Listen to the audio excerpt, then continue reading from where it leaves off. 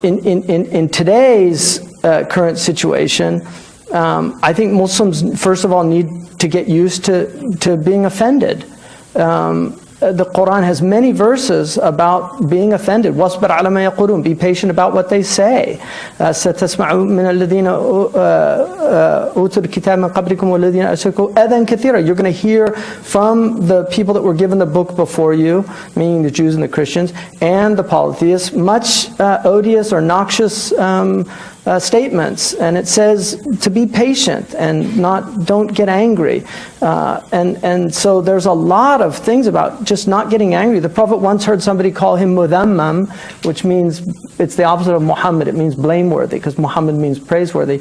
And he said, isn't it interesting how God has removed my name from their tongues when they want to curse me? And he said, they're talking about somebody named Mudhammam, and my name's Muhammad.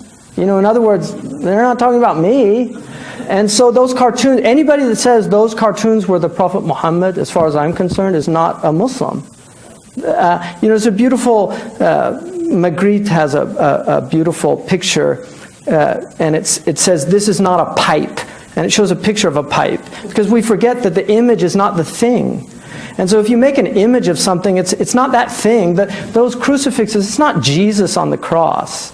You know, and so any image that's made, especially if it's a caricature, it's certainly not our Prophet. It has nothing to do with our Prophet. And then Muslims have to ask themselves, have you contributed to the drawing itself? Has your behavior contributed to the perception of this religion? So when Muslims do heinous things, unfortunately, Islam gets blamed.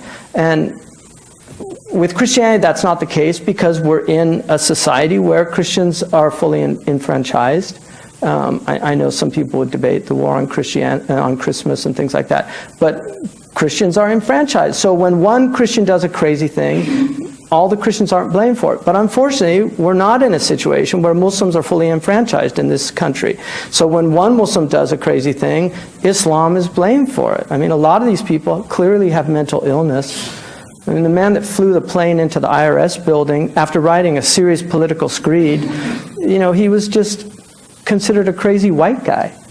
But if his name was Muhammad, that would have been a terrorist act. It's as simple as that. So, you know, the Arabs say your preposition works and mine doesn't. You know, like you have different grammatical rules than I do. Santa Clara University.